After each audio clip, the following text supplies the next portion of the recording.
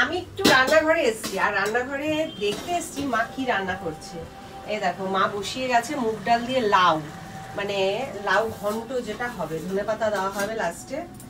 আর এই দেখো মূলো ছাড়িয়ে রেখেছে, এই মূলোগুলোকে কুচি কুচি করে কাটা হবে, মূলো ছেঁচকি হবে।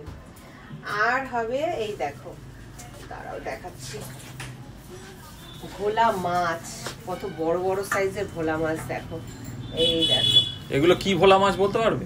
ভোলা তো অনেক রকম হয়। মধু ভোলা, তাহলে পোয়া ভোলা না, মধু ভোলাও না, পোয়া ভোলাও না, তাহলে লাল ভোলা। লাল ভোলা। আচ্ছা বন্ধুরা তোমরা বলো তো এটা মধু ভোলা না পোয়া ভোলা না লাল ভোলা? আমি তো জানি না, রূপক বললো লাল ভোলা, সঠিক বললো কিনা কমেন্ট করে জানাও। মা ওদিকে দাঁড়িয়ে আছে রান্নার জন্য, আমি আর এখানে বেশিক্ষণ দাঁড়ানো যাবে না। মাছটা কিভাবে রান্না হবে? মাছটা মা যেটা ভালো বুঝবে সেটাই করবে, আমি তো বলতে পারবো না মা কিভাবে রান্না করবে, মা জানে সেটা। ঠিক আছে চলো বন্ধুরা কমেন্ট করে জানাক ওটা কি মাছ, মানে কি ভোলা। কি মাছ তো সবাই বলতে পারবো ভোলা মাছ, কিন্তু কি ভোলা সেটা কমেন্ট করে জানাতে হবে। কারণ ভোলার অনেক রকমের মানে ভ্যারাইটি আছে, অনেক রকমের প্রজাতি রয়েছে ভোলার, অনেক রকমের প্রজাতি।